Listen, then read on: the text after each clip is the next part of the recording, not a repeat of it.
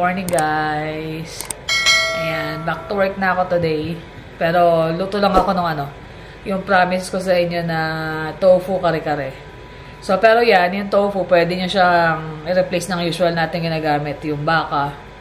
Pero ito yung pag gumagawa ko ng kare-kare sauce. Ito ako sa inyo.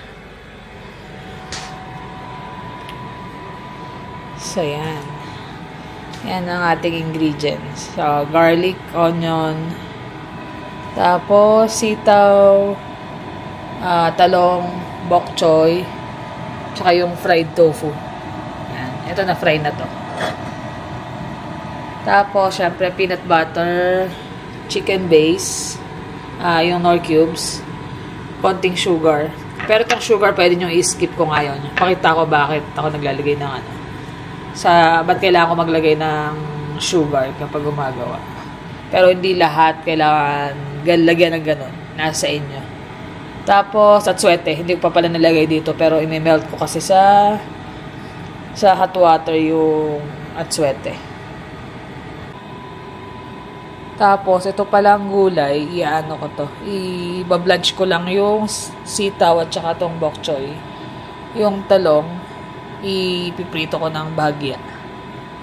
Tapos, kung sa Pilipinas, masarap to may puso ng saging. Pero dahil nga dito, sobrang mahal. Tsaka bihira ka makakita. So, skip ko na yung part na yun. So, yan. Binablanch ko na yung gulay. Tapos, ito yung gamit ko palang atsuete, yung powder. Minsan, ang gamit ko yung atsuete talaga. Tapos, pinapakulo ko sa oil. Pero medyo oily kasi kapag niluto. Kaya mas ginagamit ko lang itong powder. Tapos ko lang siya, lusawin sa hot water. So yan, pinapan fry ko na yung talong. Kasi ito, na-blanch na itong dalawa na to. Yung sa sugar pala, kaya ako naglalagay. Kasi itong peanut butter na to, hindi siya matamis. Unlike yung sa Pinas, di ba, mostly matamis. So yung mga nandito, yung ito gagamitin, yung smooth, lagay kayo ng konting sugar para may konting tamis yung kare-kare. Pero yung mga ayaw maglagay, okay lang din naman. Or kung may dilaw kayong mabibili nito, yung creamy, hindi nyo na kailangan lagyan ng sugar. Pero sa Pinas, iba kasi ang sarap nung sa atin, di ba? Kaya lang, dito kasi yung mga peanut butter na galing Pinas, mahal. Kaya mas binibili namin to. Tsaka nakasanayan na namin ito gamitin.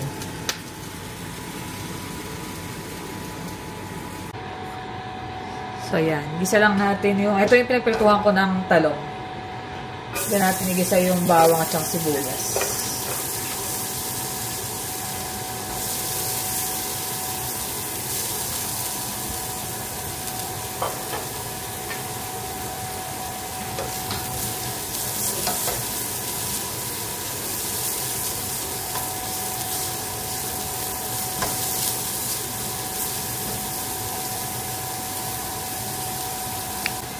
Tapos, pagkagisa ko ng bawang sibuyas, lalagay ko na yung peanut butter. Pero kung may baka kayong gagamitin or oxtail, igisa nyo na dyan. Pero kung dahil nga tofu, i-add ko ng huli yung tofu. So, yung peanut butter, depende kung gaano nyo gusto ka creamy yung Saka gaano rin syempre karami yung ingredients. Sa akin, okay na yan, ganyan karami. Almost 4 na teaspoonful. Di ba tablespoon pala, hindi pala teaspoon. Na punong-puno.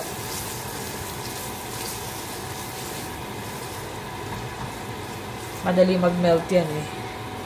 Tapos yung yung beef cubes, isa lang muna ilalagay ko. Pagka sa tingin ko kailangan pa, tsaka ko i-add yung isa.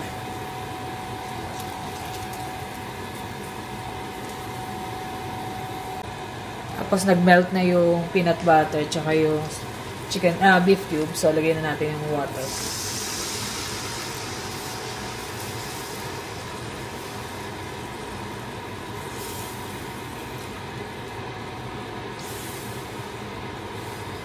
Unti-unti lang yung dagdag nyo para malaman nyo kung enough na ba or kailangan nyo pandagdagan yung liquid nyo.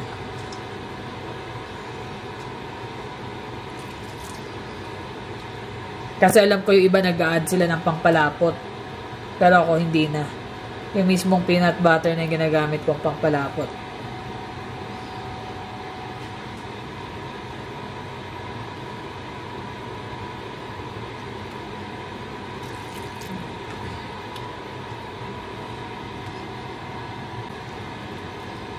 Tapos yung sa ano pala, yung kanina nilagay ko ng water, di ba?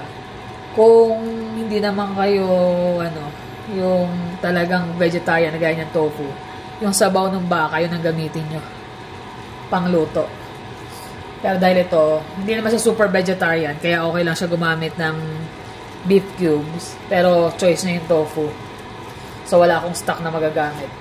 Kaya beef cubes na lang. Or talagang vegetarian na talagang strict. Instead na beef cubes ang gamitin nyo, mayroon naman nabibiling vegetable. Tapos yan, add ko na yung sugar. Unti-unti lang din ang dagdag. Kalahati muna nung kinuha ko. Tsaka tikman kung okay na bago ko lagyan nung pangpakulay.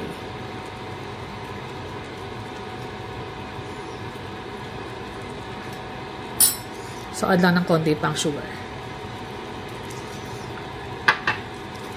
Start muna kayo ng 1 teaspoon. So, unti-unti na lang ang dagdag. Lagyan na natin yung atswete.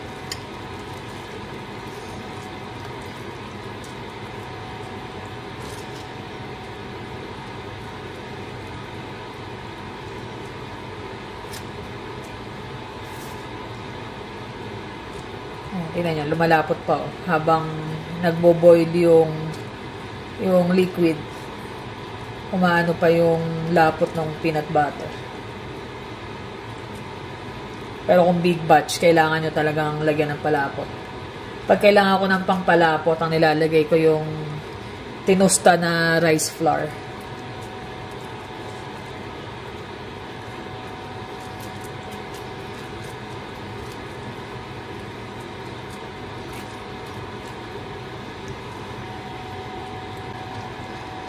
So, ayan. Okay na yung lapot nito. Pwede na nating add yung mga gulay. Pero ginagawa ko, kalahati ina-add ko, kalahati pang topping.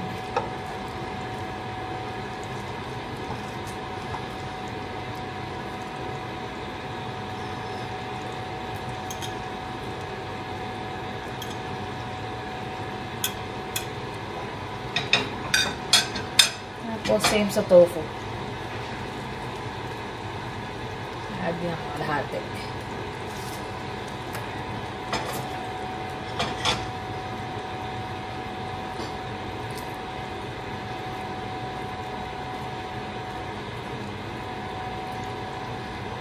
Actually, lagay na natin lahat ng tofu para ma-soak siya sa ma-soak siya sa sauce.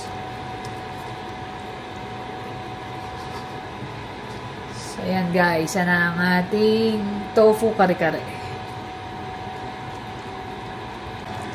So, ayan na. So, sobrang bilis lang, diba? Matatagalan lang naman kayo pag yung baka ang gamit nyo kasi syempre papalambutan nyo pa or may tuwalya. Pero yung procedure ng sauce, same din. So, ito na guys yung tapos na nakalagay na sa lalagyan. Ready to go na. Order ko ng katrabaho si Ate Ruby. Tapos, bagoong on the side. Gusto niya kasi yung sa ziplock na lang inilalagay. Para daw hindi na siya maghuhugas ng baunan. So, yan. Another recipe uli yun na i-share ko sa inyo. Kung may mga suggestion kayo, let me know. Alam ko may nagsabi na, cordon bleu.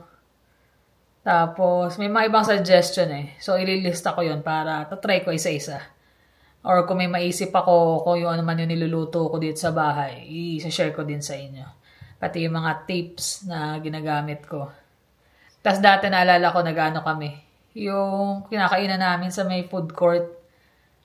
Anong tawag? Body ba yun? Puro vegetarian. So, minsan mushroom ang gamit nila. Tapos nagmumukha siyang karne. Pero ang totoo, ang gamit nila mushroom or tofu. Hindi ko alam kung parang hinuhulma lang ata nila yun. Pero masarap yung mga pagkain doon. Ewan ko kung meron pa nun ngayon sa Pinas. Parang last time wala na kaming nakita. Pero mas maganda yung mga ganun eh. Vegetarian. Basta make sure lang na pag vegetarian, enough yung protein na nakukuha.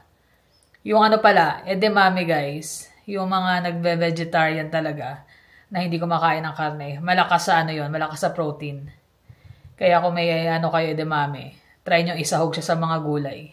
May nabibili kasi rito yung ano, wala na siya sa shell. So, malaking bagay yung mga ganyan. Singit-singit natin sa ating weekly menu. Edamame. Edamame. Ay, si Edidade. Edidade. Papasok na rin kasi ako sa work kasi ng oras na. Inano ko lang, share ko sa inyo. Kasi nga, dadali ko na ngayon sa trabaho yan. Nung actually last week pa, inaantay ni Ate Ruby. Kaso nga, gusto niya kasi yung fried tofu na nabibili kasi mas malambot. Pero ginawa ko, prinito ko pa rin sa air fryer. Para lang magano siya, medyo lumutong ng konti.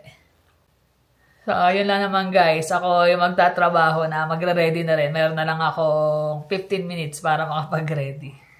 So, paano guys? Maraming salamat sa inyong panonood. See you on the next vlog. Bye.